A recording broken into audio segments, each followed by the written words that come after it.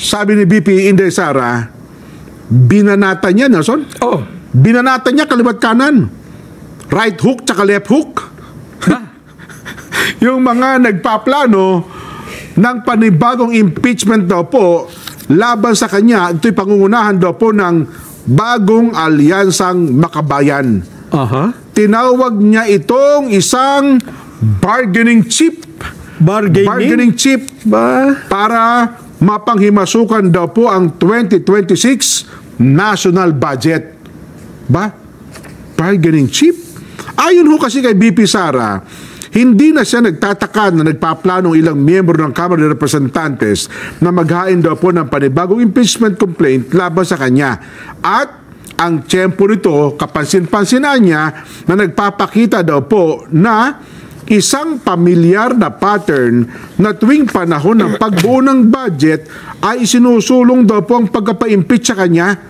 At noong February 2024, anya, ibinunyag ni na Senator Francis Cordero at Congressman Toby Chanco at iba pa ang tungkol sa pangungulekta ng lagda kapalit ng budget insertions. Ayon. Kaya nga iba dyan daw, di ba? Walang kamalay-malay. Yung pinirmahan pala nila ay may kinalaman pala sa impeachment ni BP Inday Sara. Di ba? Ngayon daw, mukhang ginagamit na naman na bargaining chip itong ating pambansang budget.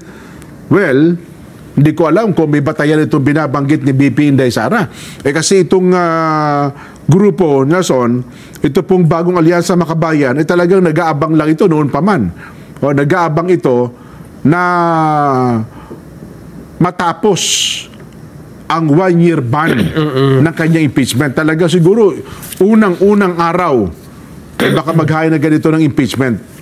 Nako. Pero ang tanong ko dyan, Nelson, ito ba ang priority ngayon ng kasalukuyang leadership ng Kamara? Oo nga.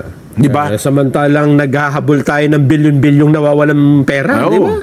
Saka sa pangunguna ng Speaker Bo GD, ito ba ang kanyang ipupush ngayon? Hindi lang yun, Jen. Bukod sa yan, ay puro congressman ang itinuturo Yun ba? Yun na mga number 1 na sangkot sa paglustay ng pera natin sa pamamagitan ng flood control.